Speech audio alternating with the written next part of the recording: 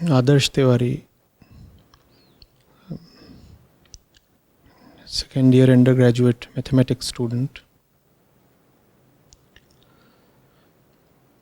So you advise us to have a purposeless, aimless life. But if we will not aim for anything, then how will I crack my exams? In your young days, you too prepared for exams like MBA, IIT, JEE, civil services, etc. But now you say that having aims is no good. Aren't you contradicting yourself?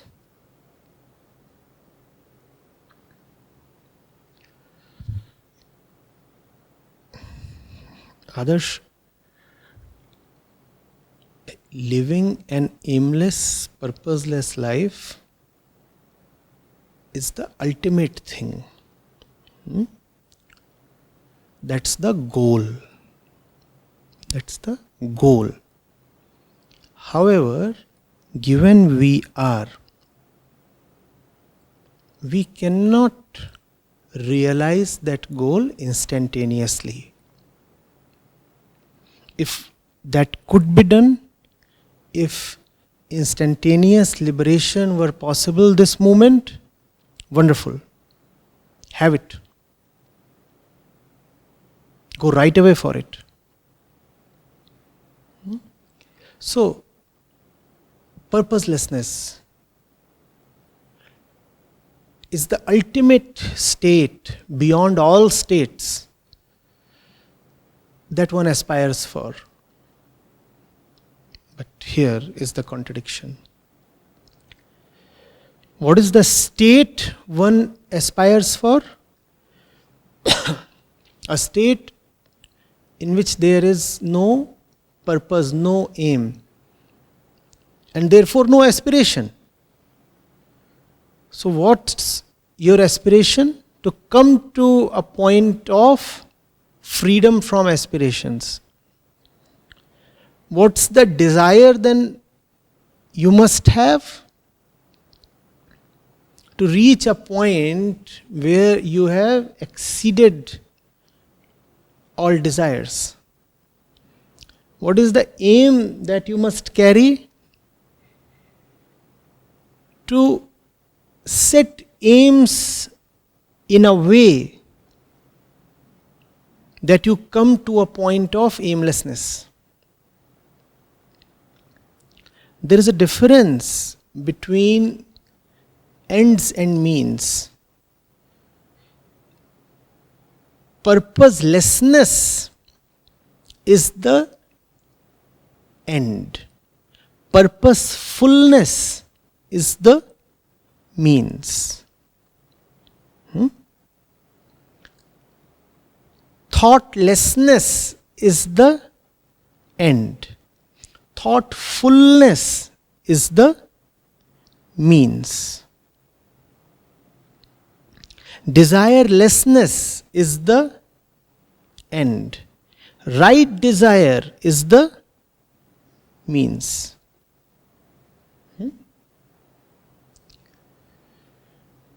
Actionlessness is the end. Right action is the means. Silence is the end. Right word is the means. If you do not have the right word, what will take you to silence? Or if you are so tremendously gifted that you can, at the drop of a hat, come to absolute silence all by yourself, then nothing like it. Unfortunately, that is not possible for most people. Even to come to silence, most people require the aid of the right word. That right word is also called as the holy word.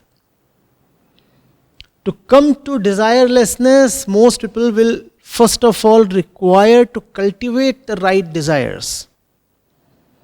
to come to a point in life where there is no goal left, most people will firstly require to set right goals for themselves. And that's the difference between right goal and wrong goal, right desire and wrong desire, right word and wrong word. That's the only way you can differentiate between right and wrong. The right is that which will take you beyond itself. The right will enable you to exceed it, transcend it. The wrong will keep you confined to itself. That which you enter, never to emerge out, is wrong for you. The wrong is like walking into a jail. The right is like walking over a bridge. Get the difference? You walk into a jail only to remain confined. Right? And you step over a bridge, and very soon you find that you have crossed over. The right is that which enables you to cross over. The wrong welcomes you, and then you're trapped.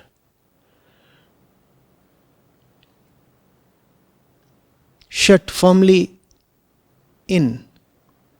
The gates are closed. No freedom, no escape.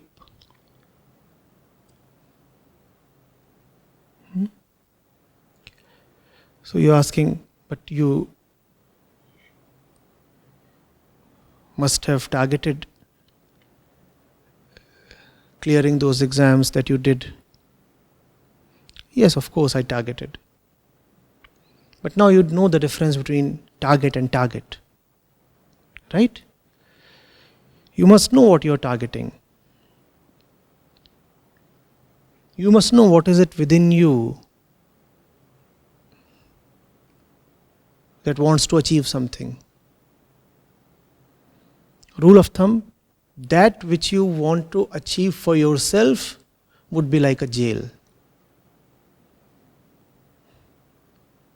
That in which there is a larger purpose, a bigger vision involved, would be like a bridge. Before you take the next step, ask yourself, what is it in front of me? A trap or a bridge?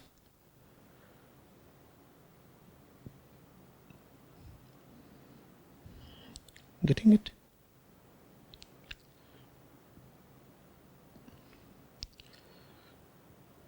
So there are quite a few exams that I might have cleared. But if you see, unfortunately, those institutions generally require you to take up specific professions or work of a definite kind, or work within a narrow spectrum. I think I can be satisfied that my work does not fall within the spectrum dictated by the institutions I have been through. I have not allowed anything to act as a jail for me. I walked in and I walked out.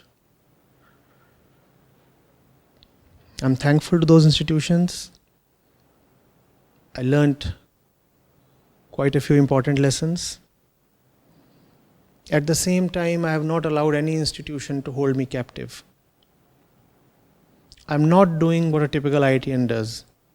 I'm not doing what a typical IIM pass out does. Yes, I did prepare for the civil service examination. I did clear the examination. But when I found that things aren't going to suit me as they are, I resigned. Are you getting it?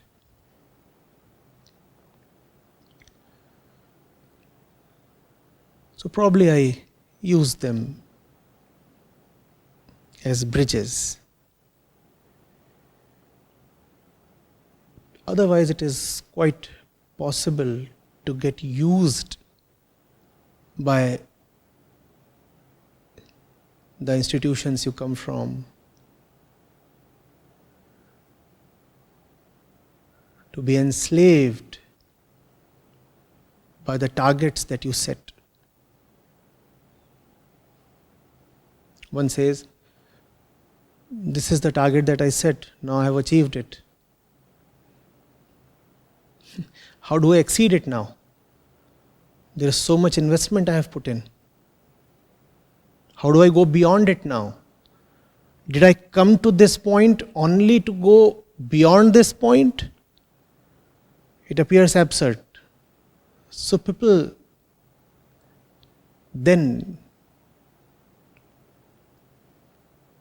are held hostage by the targets that they achieve. Reminds me of the Zen saying. It says, once you have reached the top of the hill, keep climbing. There is another one that probably says that the climb begins after you have reached the top of the hill. Do not allow the summit to declare a full stop to your evolution. Doesn't matter how high the hill is, it will have a summit, and the summit is the limit of the hill. It cannot offer you any height beyond its summit. Once you reach the summit, begin the next climb. Begin the real climb.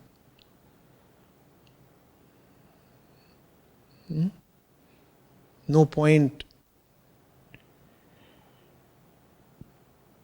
settling down on the hilltop.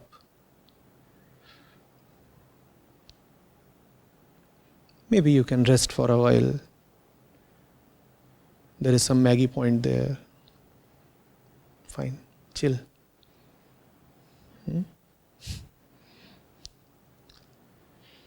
Have some juice, collect your breath, and then move on. Charaiveti, Charaiveti. What IIT, what I am. Thank you so much. You gave me so much. I shall be tremendously grateful.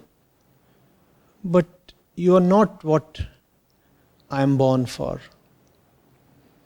There is something far higher than institutional sanction or institutional certification that I am looking for. Mine is a very long road. Several institutions are there along the way.